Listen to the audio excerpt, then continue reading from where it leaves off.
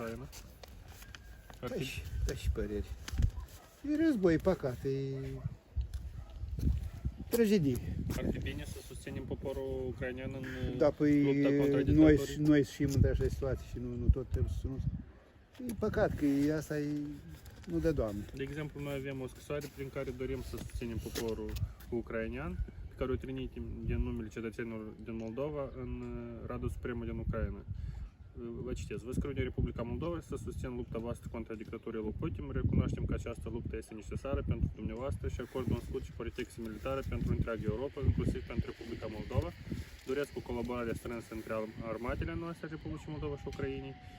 Recunosc că avem un dușman comun care deja de 30 de ani a ocupat Transnistria, așa cum a ocupat Crimea, Luganskul, Donetskul și Zaporojie. Sunteți de acord cu această să N-ar fi bine ca Republica Moldova să devii membră la NATO? Ar fi bine, dar ar fi bine să facă referendum, să întrebe lumea și vrei acasă. Noi trebuie să facem tot un cadru legal. Să exprime Dar toți din părerea. păcate nu se face legal.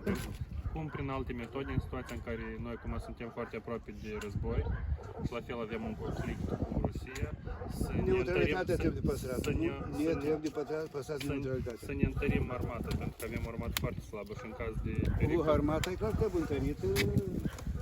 Nici vorbă, și are armată. 200 de kilometri. Și calea independentă, eu nu cred că o să se dezvolte rapid armata. Dar cu ajutorul la NATO, cred că mai rapid. Mai rapid. Sunt oameni de sus, care noi am ales și trebuie să hotărască. Situația acum care se întâmplă în Ucraina este bună sau nu? Nu prea bună, că dacă s-au ucid atâția băieți, atâția oameni, fiecare Credeți că Rusia a invadat, știți că Rusia a invadat Ucraina și Putin oameni ocupat Ucraina.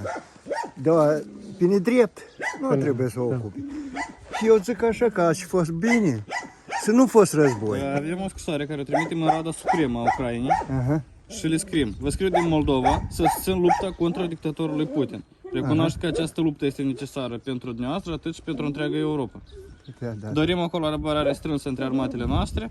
Recunosc că este un dușman comun care ne-a ocupat și nouă Transnistria de 30 de ani. Da. Tare drept. Sunteți de acord să trimitem de numele dumneavoastră o astfel petiție?